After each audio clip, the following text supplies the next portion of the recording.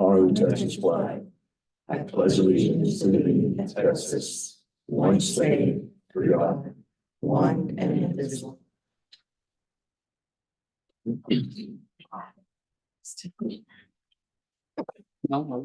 Next item on the agenda is a consent agenda consisting of the minutes from January 11th, 2024 regular meeting minutes.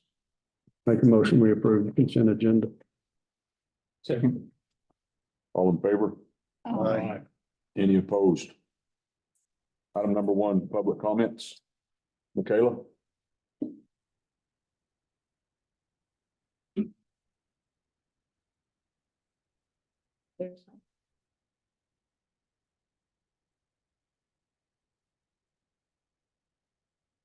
On behalf of the Dalhart Area Chamber of Commerce and Visitor Center, we would like to let the city council know that our full hot tax request amount for this year is $114,372.90. That amount is about $17,817.05 more than last year for a couple of reasons. The city requested that the visitor center be open on Saturdays. We have hired additional staff since May of 2023 to facilitate that request and have been open on Saturdays. We have also added professional development courses in tourism. Christy attended the Travel and Tourism College in June of 2023 through Texas Travel Alliance and received certification. This is a 4-year course and the first year was completed. It is a week-long class in Bryan, Texas in order to receive the certificate. We also added additional billboards, digital billboards that are over 90 miles distance from Dalhart to promote tourism. These billboards would be located outside or near metropolitan areas that travelers who typically drive through Dalhart would see, and they would be encouraged to stay and visit Dalhart. We understand that the Hot Tax Committee is a recommendation source for the city council on hot tax funding. We also recognize that the city council makes the final decision for hot tax funding. So we request that when it comes to item 15 on the agenda, city council will reconsider the original amount of funding requested by the chamber and visitor center. Thank you. Thank you, Michaela. Item number two, are there any more public comments? Item number two, recognition of city employee Bryce Jones for being selected the Dalhart Texans best city employee.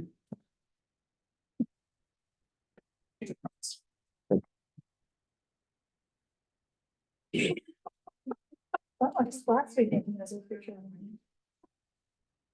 you a seat up here. On behalf of the city of Dalhart, Bryce, I honor to present to you this plaque for best city employee. Thank you for all you do for Dalhart. Thank you. Appreciate you.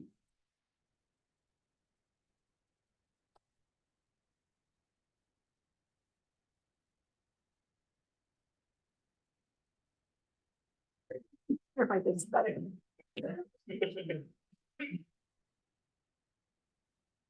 Item number three. Presentation of the State of Texas House of Representatives House Concurrent Resolution for Chief Curtis Brown and Firefighter Brennan Torres. By Shannon Torres, and Denisa Brown couldn't be here tonight, so Scott White's going to fill in her spot. Shannon here. We'll go on with Chief Curtis Brown by Scott White. Well, last year in March, well, legislatures were in session. The State Fire Marshal Association has a Memorial Day every biennium when the legislature is in session. So this year, Curtis and Brennan, their names were placed on the memorial outside on the south grounds of the Capitol building. There's a big monument there for firefighters. Their names were placed on that in the granite, and that was unveiled. And then Representative Smith, they invited us to the Capitol where they prepared these resolutions and honored Curtis and Brennan. And so we were taken into they stopped the normal business session, and then we went in and they seated us above the speakers, and Representative Smith, he presented these, or read out these two proclamations and resolutions while they were in session. And so they come about a month ago and brought these and presented them to the families, and so tonight, Shannon and Denisa wanted to present copies of this to the city and read them. I'll try to funnel my way through this without bawling like a baby too much, but so the State of Texas House of Representatives, HCR number 102, House Concurrent Resolution. Whereas a life made rich through meaningful service drew close with the passing of Fire Chief Curtis Dwayne Brown of the Dalhart Fire Department on October 4th, 2022 at the age of 51. And whereas the son of Richard Brown and Linda Miller, Curtis Brown was born in Dalhart on July 12th, 1971. He grew up in Haven, Kansas with the companionship of two siblings, Paul and Billy. And he graduated from Haven High School in 1989. And whereas after returning to Texas, Mr. Brown joined the Dalhart Fire Department, and he was promoted to captain his first year. He was later named fire chief, and over the course of his nearly 3 decades with the agency, he earned certification as a master firefighter and emergency care attendant. He also served as the City of Dalhart Fire Marshal for 17 years and was an instructor at the world's largest live fire training facility, Teague's Brayton Fire Training Hospital, for 10 years. He further distinguished himself as a member of the Hartley Fire and EMS.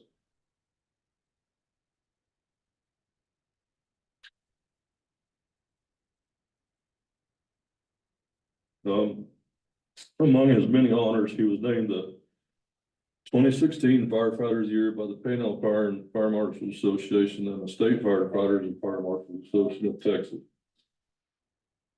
Whereas dedicated to his profession, Mr. Brown held leadership positions both at the Panhandle and State Firefighters and Fire Marshals Association.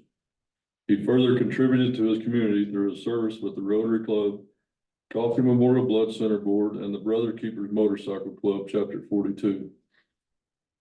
He also coached in local softball and baseball leagues, taught area youth fire safety skills, and assisted with search and rescue efforts. And whereas in all his endeavors, Mr. Brown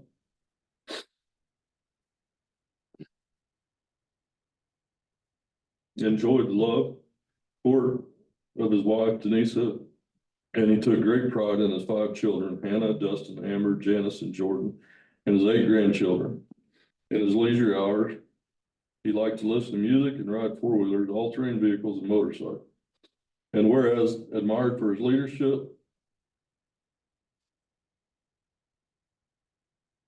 generosity, and delightful sense of humor, Curtis Brown devoted himself to protecting his fellow citizens and improving his community, and he leaves behind a record of service that his loved ones can remember with pride.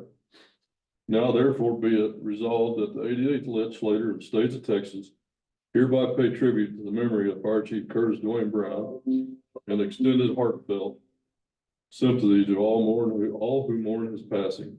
And be it further resolved that an official copy of this resolution be prepared for his family, and that when the Texas House of Representatives and Senate adjourn this day, they do so in memory of Curtis Brown. So families were presented that, and after they took us out, they took us back in the library, and Representative Smith and several of the representatives come in and talk with us. Myself and Mario were there, Shannon, Justin, their family, Curtis and Hannah were there. Very good deal. So, Denise couldn't be here, but wanted me to present it to the city. Thank you, Scott.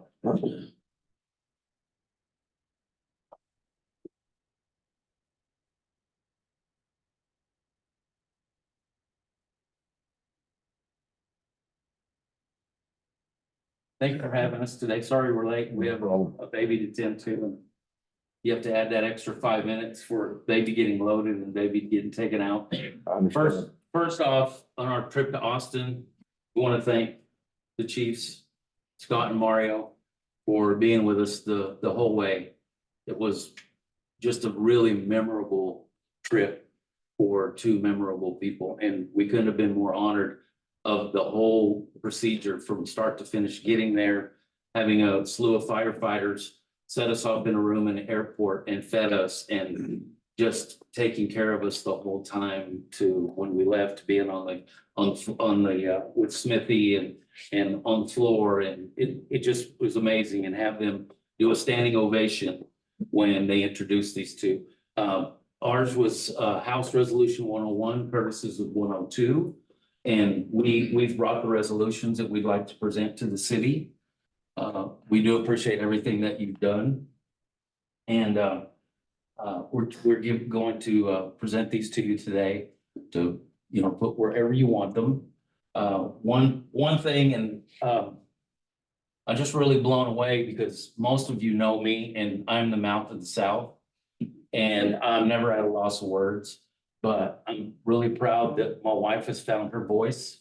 And I've just made it a point to just back off sometimes and just let her handle things and let her speak. And one thing I have not been able to do coming to city council is point out the need. And I just take it upon any council member to look into this, but the need for some type of counseling, some type of therapy for these firefighters. Let's not forget, there were things that I didn't have to be involved of. And to this day, I'm grateful I didn't have to see my son's body. I'm grateful I didn't have to move my son's body. I'm grateful I didn't have to look back at what the scene was like or told any details about the scene. But for these firefighters, they were in the midst of it, and they will never forget the smells, the sounds, the voices, all the little things that we have not even thought of.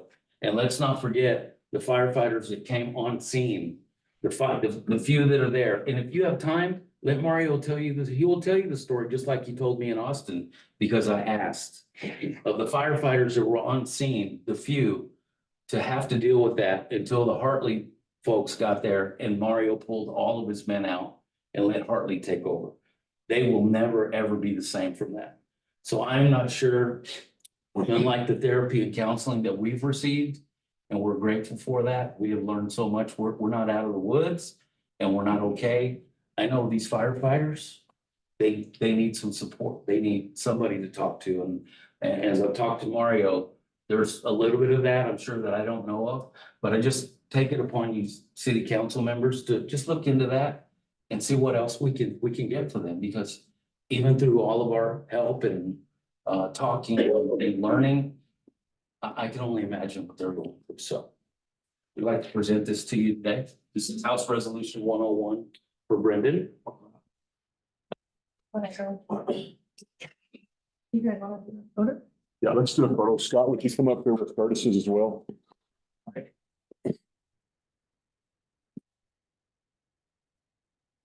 Up there? Okay.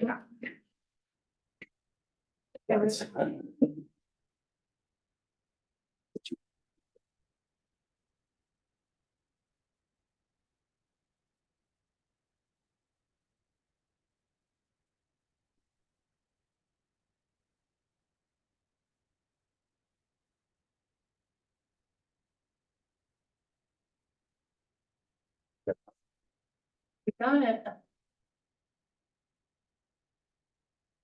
I would like to say to each of you, what an honor it will be for the city to display these here at City Hall. These are two men that will forever be missed, and couldn't have been more honored to know each of both of them. And I'm very proud to display these here at City Hall. So thank you all very much.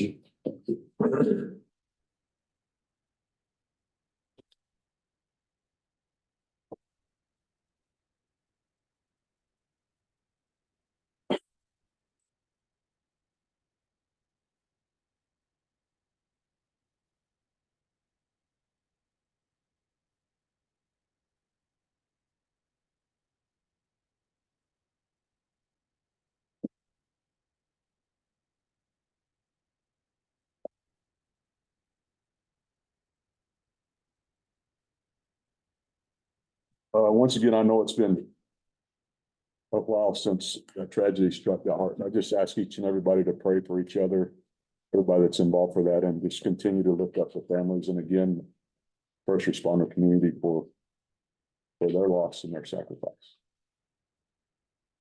Item number 4, Police Chief Tommy Hughes will an annual racial profiling report from the Dalhart Police Department.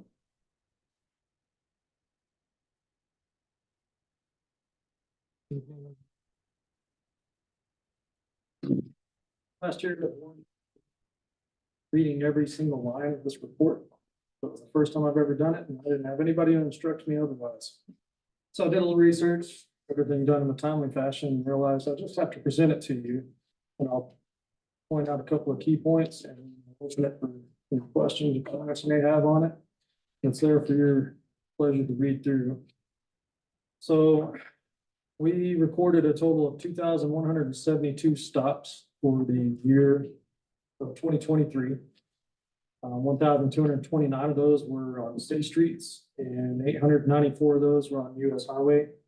And the way that's different is if we stop somebody on the state highway and they're in the city limits, they look at it as the state highway instead of the city street at that point. Then it breaks it down, every one of those stops into gender, race, whether there was vehicle search done, why the vehicle search was done, was somebody arrested, were they written a citation, were they not written a citation. It breaks all of that down, and then on page 9, the very last page, what we care about the most is we have a number of complaints of racial profiling with a total of 0. So that's the most important. Let's just do complaints of racial profiling. Unless y'all want me to read it line by line. I think we're good. There's any questions or comments on any of that? Thank you, Tommy. Yes, sir. Item number 5, Fire Chief Mario Garcia will present a December report reflecting fire-related calls for Dalhart counties as well as the city of Dalhart.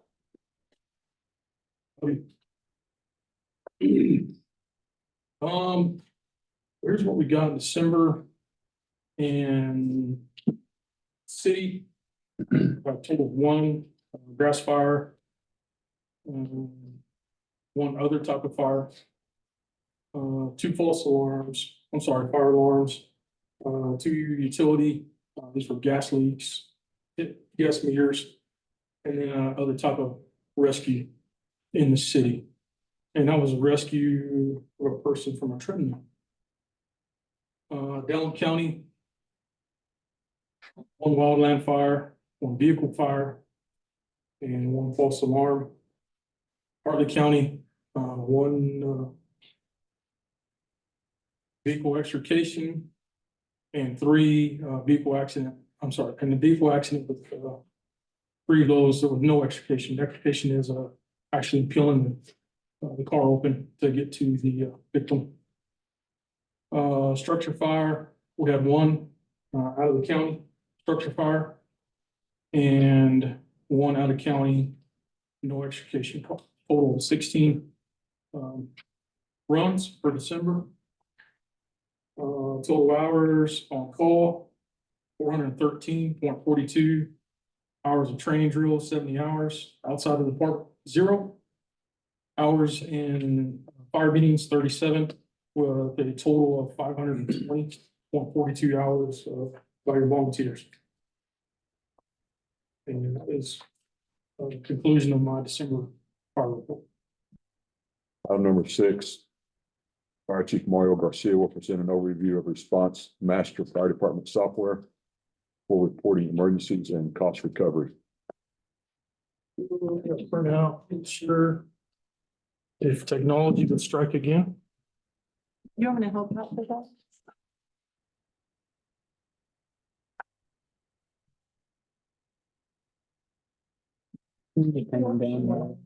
Thank you.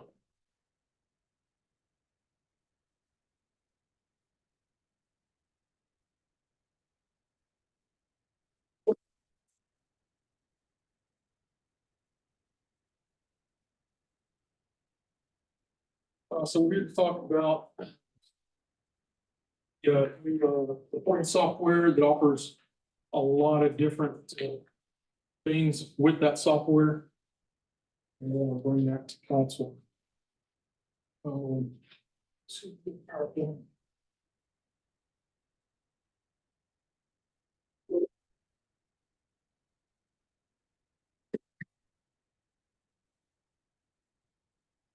Go ahead and get moving forward on this.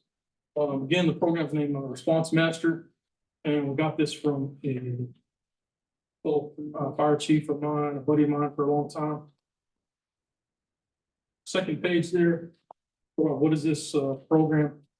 What does this all entail? So this was built by firefighters for firefighters. Specifically for volunteer fire departments. What are we currently using for the past 4 years of use the ESO system. So what this is a post incident. We'll come back to the station and write a fire report, see what happened, where was it at, GPS mapping, what was done, structure involvement, vehicle involvement, insurance information falls out. Current program we use now, again, is ESO. That program is integrated with EMS, fire or hospital programming. Very time consuming. This program is just it's not very user friendly. It's expensive. For the only thing this offers is reporting. So you make your report, send it to them, and then they'll send it out to the national fire service, to the Texas forestry service. And that's all that program is. Page 3, going to the benefits of this response master system. Some of the benefits that we're looking at is it's easy to use on the fire reporting system. Has mobile capabilities. It's got an app on your phone that you can use. All of our firefighters can use this app as well. It'll pop up once we go, once we turn it on, get it going. It'll pop up. Are you responding to this fire? Do you need directions? Do you need help with directions on this? It's very user friendly and lots going on with it. Again, GPS mapping can find your location and help you with it, which is part of the reporting system that the National Archive and the Texas Forest Service requires from you. The next page. Going into cost recovery. So we're looking at cost recovery from motor vehicle accidents or any other types of fires. So what cost recovery could help is equipment lost or damaged. Some services provided, hazmat spills, hazmat mitigation, using foam systems, et cetera, et cetera. Next page, looking at the virtual fire department as a post incident unit checkoffs, bring the trucks back in, checking the oil, washing the bugs off the windshield, make sure the hoses are all back in service. So it has a checkoff system that you can go through there and check. Okay, it's all good. And then it keeps a record of that so we can make sure it's being done. Hydrant mapping and all the capabilities besides that, gallonage, what's that hydrant, how much water it can put out. Virtual bulletin board, something's going on, we can post it on there, training schedules, department documents, which we'll get into. Well, let's take care of that right now. Something we've been working on past few months and we've talked about for years is digitizing some of our department documents, like our bylaws and our SOGs, our operating guidelines. So that if you have a question, something's going on, you can pull that up on your phone or your computer right away. Hey, okay, my bylaws are right here on my phone. Okay, this is the way this happens. So that, and then right now, and in the past, it's always been, paper form. That's all we have. So that's going to be huge for us. CAD integratable. That's a new CAD system they dispatched on how they dispatch emergencies, and all the information on that. This is able to be integrated with that at some point. And then with the mobile app. Move forward, the next page. The emergency reporting software, post incident reporting of the emergencies, again, to ask for, you know, what information you have. Where this fire was at, what was it? Was it a vehicle? What kind of vehicle? Semis, cars, whatnot. Was it fire, with a fire structure, what type of structure, what was involved? What was the determined or undetermined cause of the event? And then again, GPS location. It also has GPS mapping on grass fires. We can have someone on the unit turn on their app, set it on the dash, and go around and map that fire and get real, real data to give the forestry service.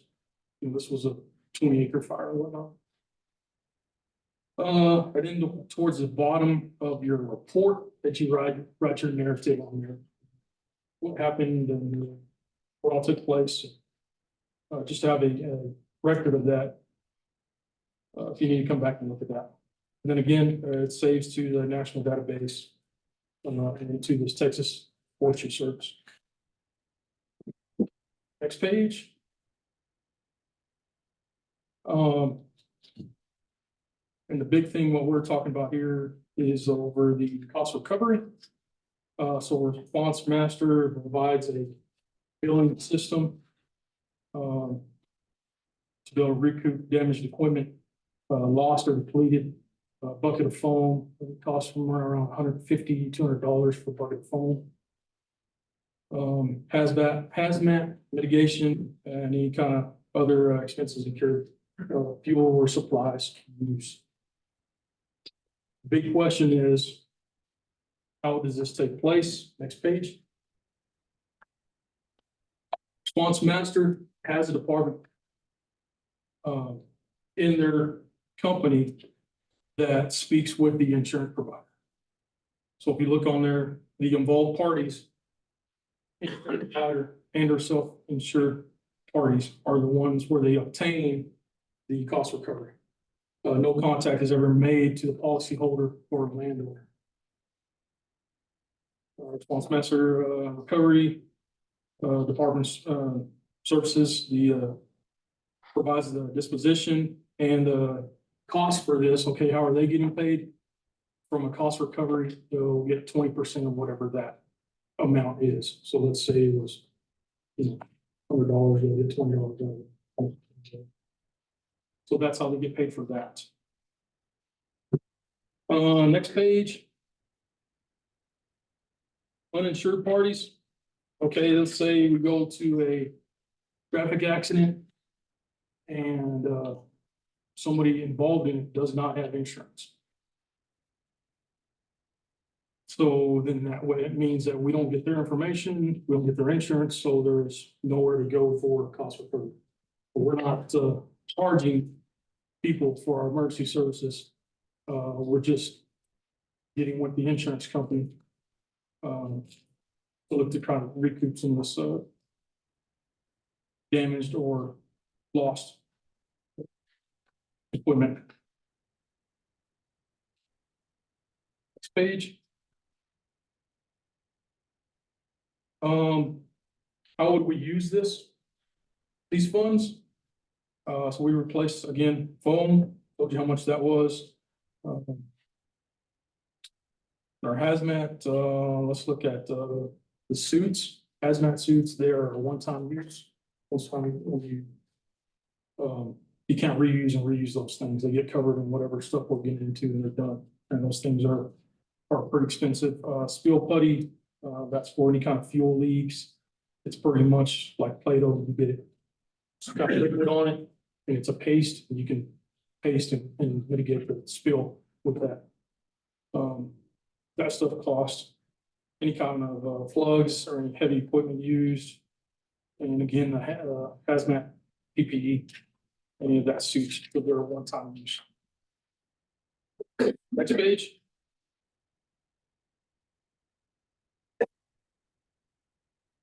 Again, going over the cost recovery, replacing damage, right?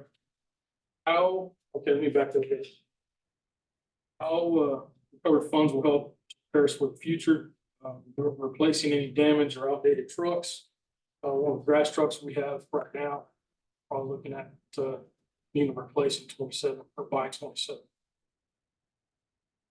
Replacing any firefighter PPE. There's been some large incidents in the past to where we lost some bunker gear, pants and coats, or boots, just from whatever was involved.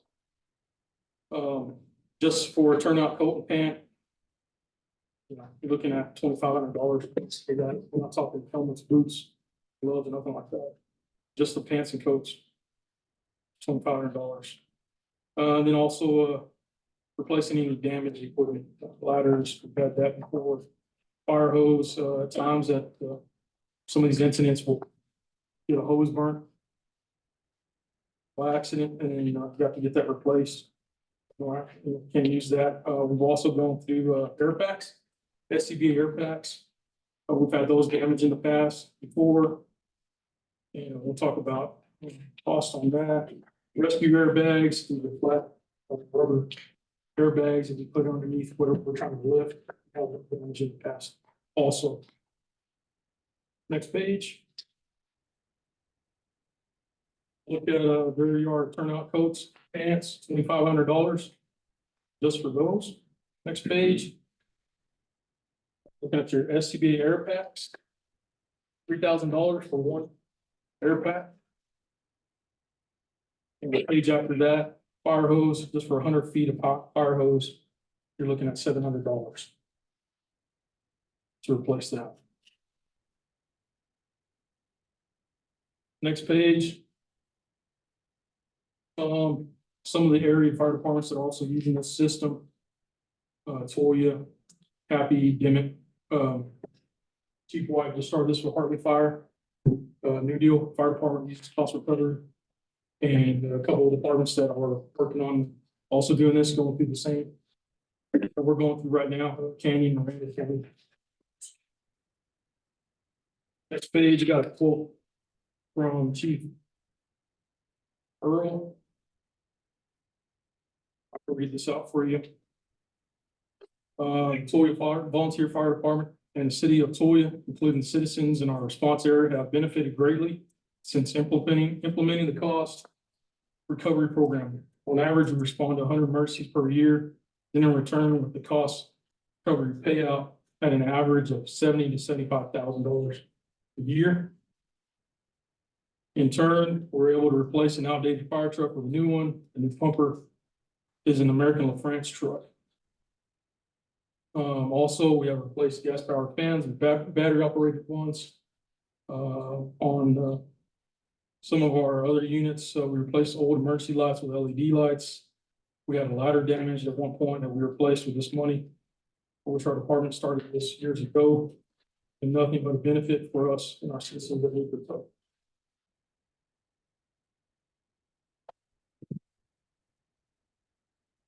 And closing on that PowerPoint, again, just moving forward, we intend to keep, what we intend to keep, stop, or start doing to help get results.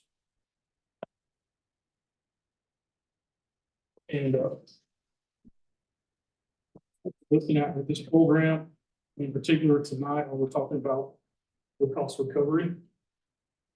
I think this will greatly benefit us, and again, is no attempt by our department to start charging for emergency services. So if somebody just doesn't have insurance, that means it just doesn't go for cost recovery.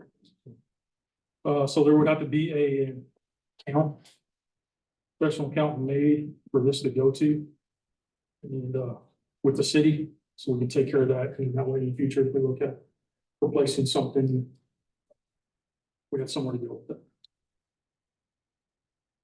That's all. So other than the account for the city, what other, the city play no other role in that, I'm assuming at all?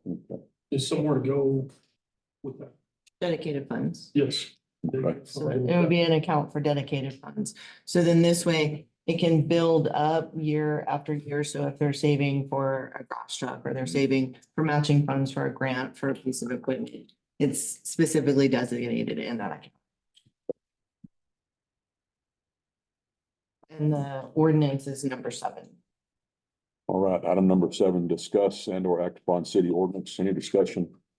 I make a motion, we accept or approve ordinance 2024-2, an ordinance of the city council for the city of Dalhart, Texas, adding section 30-6, authorizing volunteer fire department to seek reimbursement of costs concerning all incidents requiring response and action by the Dalhart Volunteer Fire Department, and providing for severability, providing a repealer clause, and providing an effective date.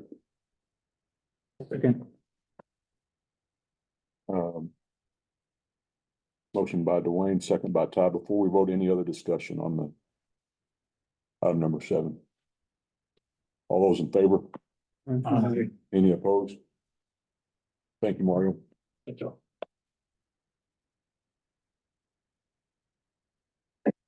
Item number 8, discuss and or act upon resolution 2024-1, a resolution approving the lease of certain real property owned by the city to various lessees pursuant to section 152 of the city charter. Make a motion that we approve, adopt resolution 2024-1 as stated. Motion by Dwayne, Second. second by Michelle. Any other discussion? All those in favor? Any opposed?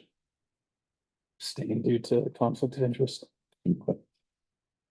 Does it be conflict? Maybe directly. Okay, thank you. So all council in favor With one abstention. of one, yeah.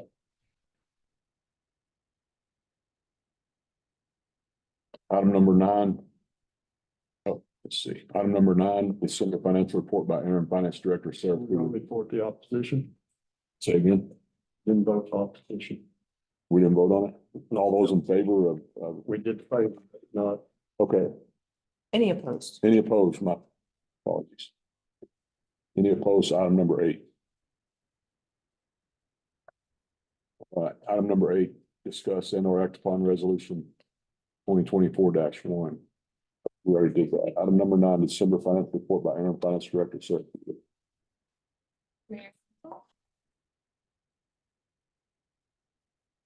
December represents the third month of activity for fiscal year.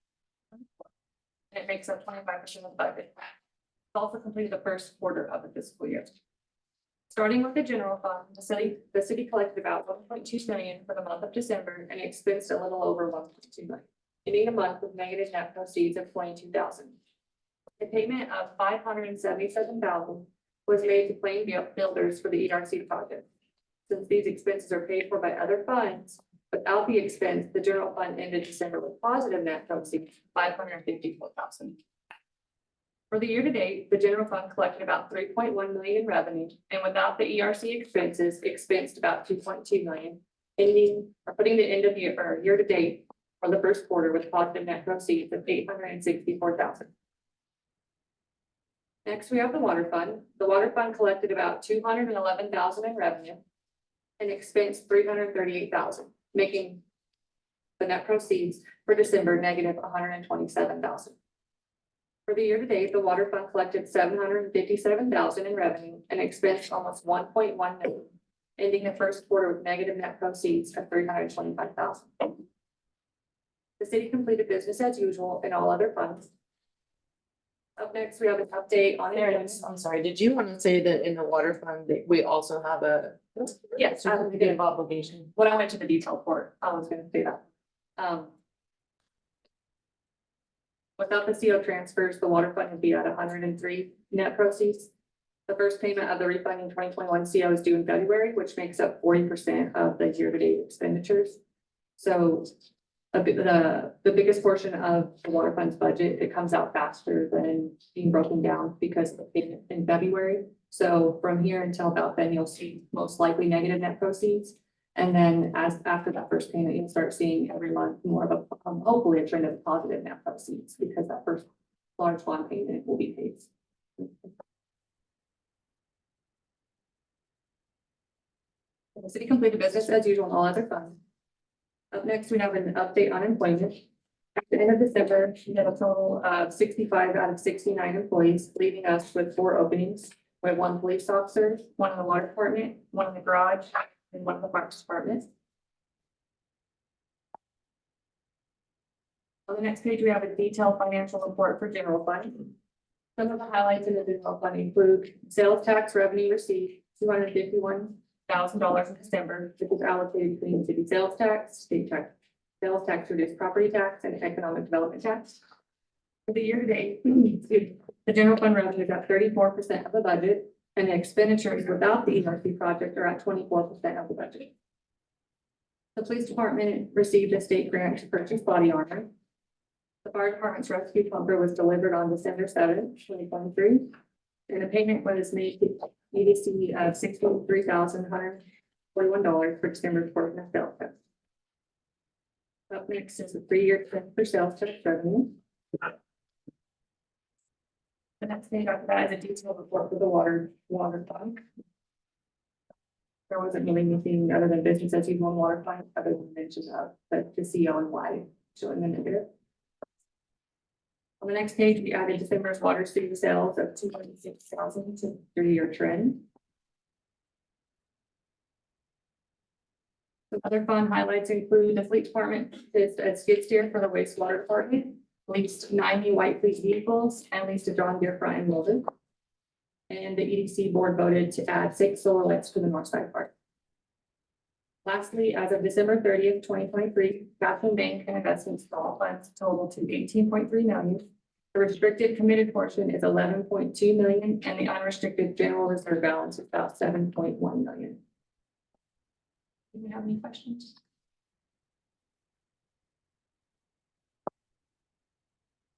Any questions for Sarah? Thank you, Sarah. Item number 10, discuss and/or act upon recommendation from the Hotel Occupancy Tax Committee to fund strikeout cancer for $7,500. On these next, where is there? 2, 3, 4, 5, 8 agenda items like this. Want to remind council that these are all what's recommended by the committee. The committee spent countless hours putting this together. And so I just would like to remind you guys that there was a lot of effort and research and time by the committee to come up with these recommendations. Mayor, would you allow Kevin and Bryce a moment? Absolutely. Go ahead. Representing the committee, the hot tax committee, so I serve on it, mayor serves on it, and the hotel owners are on that committee. We're just very fortunate, you all know, to have such a generous fund in order to distribute among some nonprofits and some qualifying entities in our community out of the hotel occupancy tax. This committee has been very diligent the last year to develop some guidelines for the expenditures of these funds. In the past, I think it's been a little bit easy, I guess you would say. Entities would come and request money from the fund and just be given, and no tracking of where that went or no accountability, so to speak. And so for various reasons, we've had to change that procedure. One being that the state of Texas obviously has passed legislation that allows certain things for this money to be spent for. And so we've developed some accountability to these entities so that we can prove to the state where this money goes and how it's being spent according to the law. And so in May of last year, we began to develop some guidelines for the different entities. We met with them and told them kind of how the procedure was going to be for the next year, and gave them those guidelines, and told them to look at their budgets and their proposals and that sort of thing, made sure everything would fit in the guidelines, and that we would be asking them to come up with a proposal in November of the year. So they were given several months to be able to evaluate their organizations and what their goals were and what their proposals were going to be for bed tax funding. And so that was given to them and they all responded. And the committee has reviewed their request. And not everybody was funded 100% of what they requested, but there were reasons for that. And so Stacy and Bryce worked very hard to provide for the committee the tools that we needed to be able to look at that and make sure everything fell within the criteria of the state.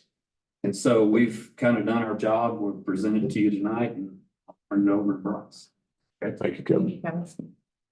I don't have anything else to add. Just, if y'all have questions or clarification about anything, feel free. What is the charge per room that they charge at the hotel or motel? So it's 7%. 7% of the rate of the room.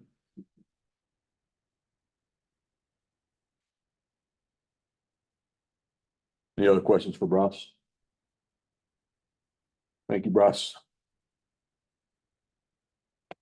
All those in favor of considering the recommendation for Hotel Occupancy Tax Committee to fund strikeout cancer for 7,500? Or we need a motion, I guess? Yes. Make a motion. Motion by Ty, Second. second by Parker. All those in favor? Aye. Any opposed? Item number 11, discuss and or act upon recommendation from the Hotel Occupancy Tax Committee to provide funding to the Dalhart Cruisers for $15,000. Make the motion, we include it. All those in favor? Any opposed? Stain. Same. Item number 12, discuss and or act upon recommendations from the Hotel Occupancy Tax Committee to provide funding to XIT Rodeo and Reunion for $90,000. Make a motion. Second. All those in favor? Aye. Any opposed? Aye. Item number 13. Did you get that, Christie? Item number 13, discuss and or act upon recommendation from the Hotel Occupancy Tax Committee to fund Larita Theater for $82,382. So moved. Second. All those in favor? Aye. Any opposed? Who's second? Who was the second on that? Parker? Parker.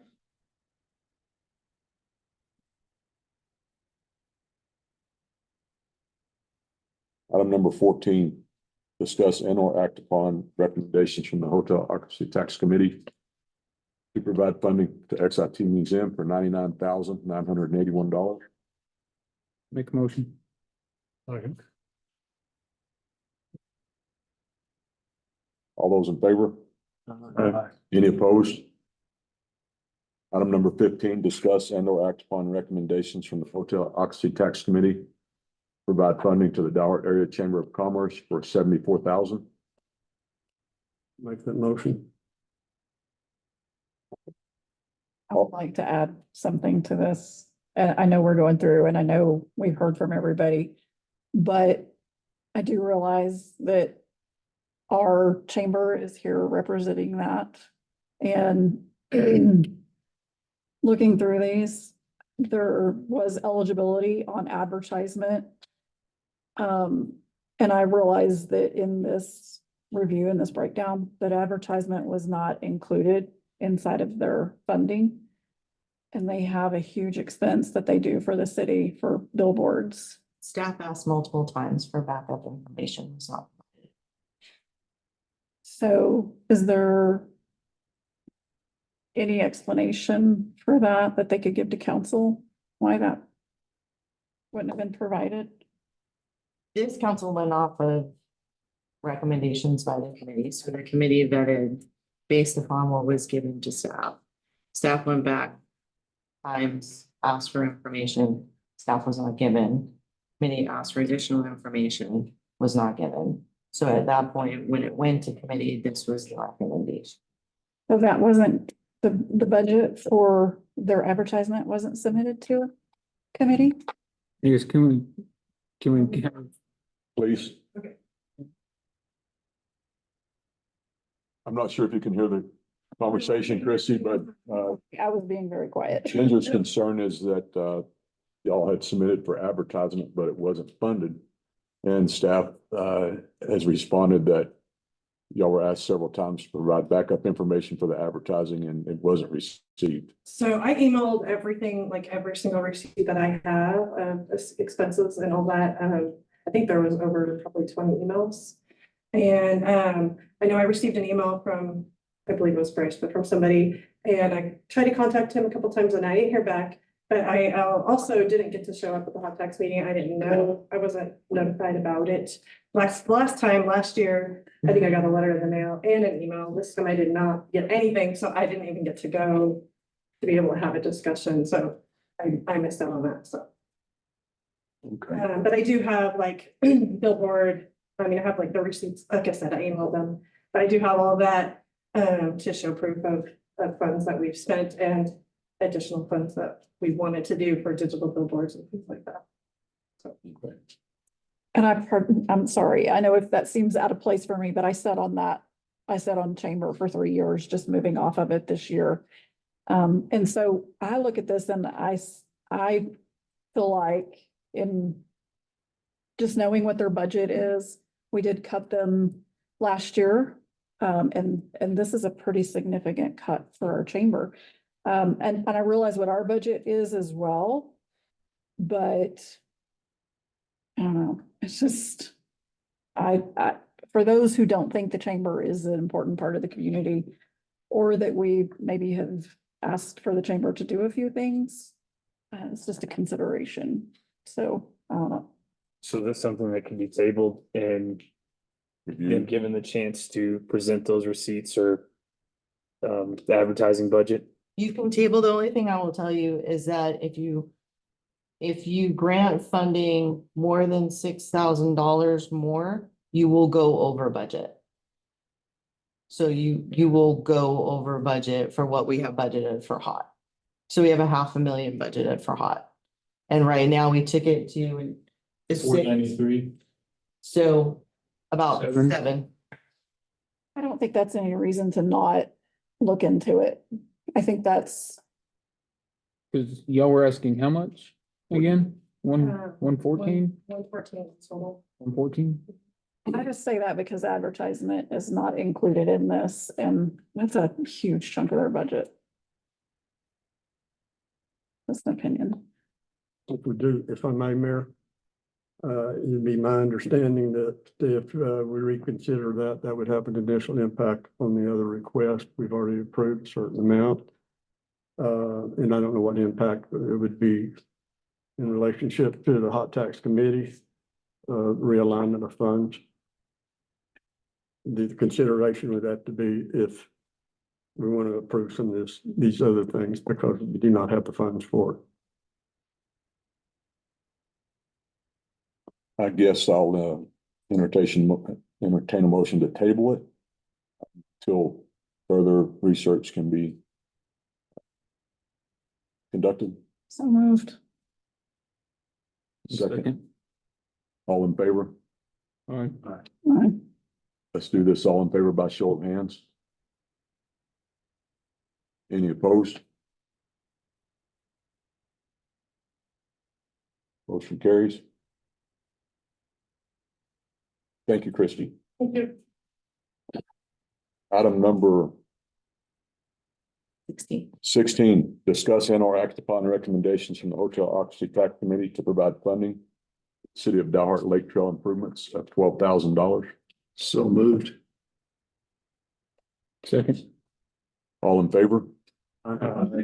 Any opposed? Item number 17, discuss and or act upon recommendations from the Hotel Occupancy Tax Committee. Provide funding to the Hotel Occupancy Tax Committee for lighting improvements on Highway 54 for $33,000. Oh, no. I would like to have another issue with this. Can you tell me how that fits we have an outline of how that fits for hotel occupancy tax? I mean, just under the guidelines of what I see under hot tax. I mean, I want lights out there, but how are we aligning it? How are we fitting that into hot tax?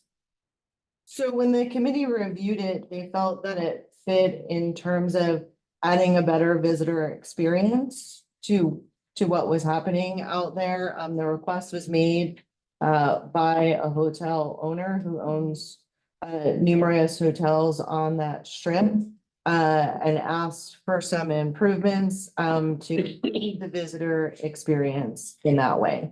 So that's where that request came from. Committee felt that it fit in there, and that's why they recommended it to council. I guess going back, I have some concerns with this because when we were in opposition for emergency response center, we had a problem with signage and other areas. And so I feel like, and I'm all for improvements, but I feel like this is not, I don't feel like this should be funded through hot tax just based upon criteria. And I don't know exactly what criteria that fit under because I do know that there's things for transportation in there, but this doesn't fit like into that type of transportation.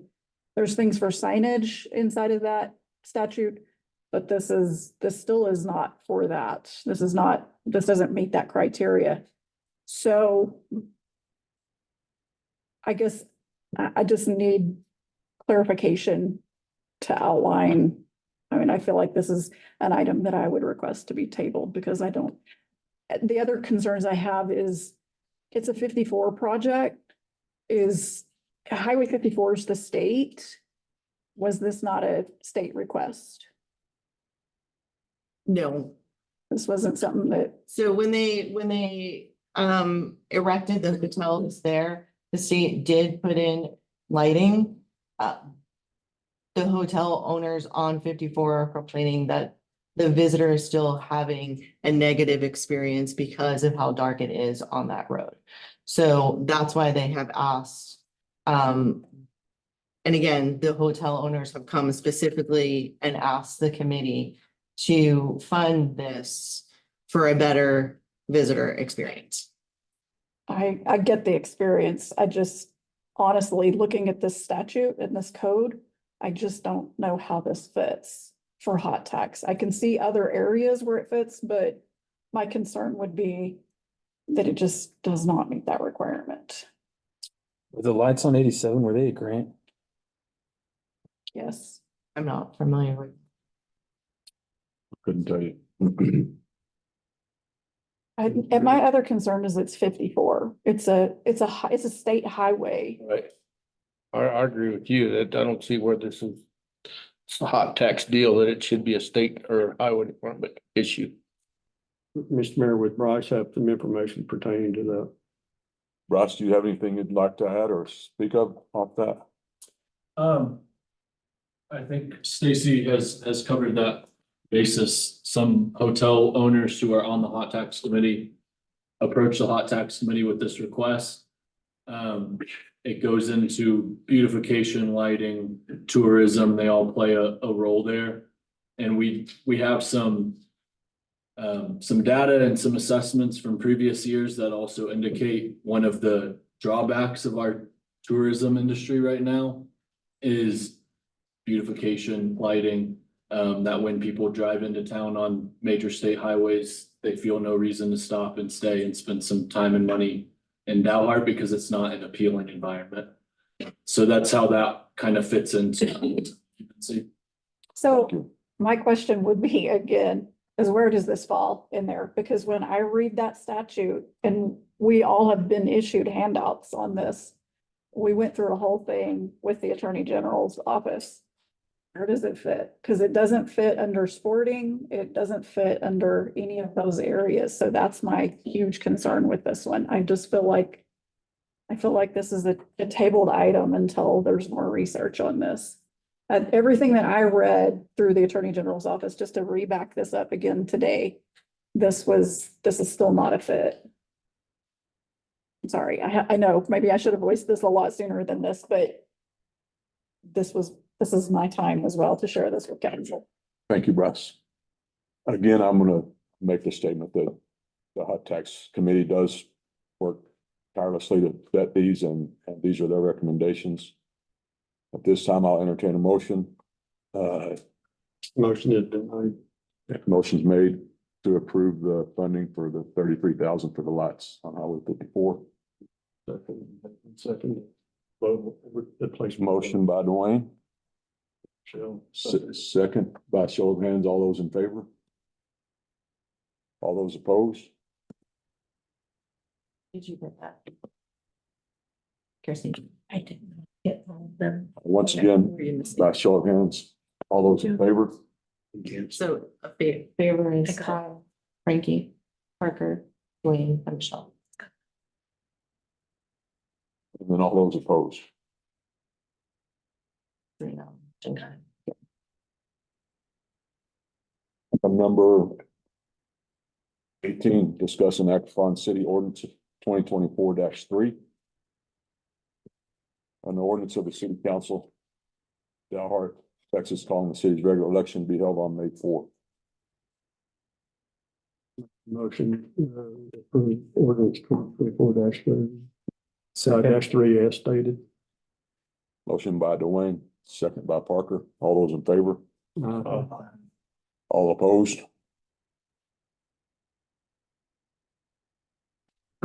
Thank y'all very much.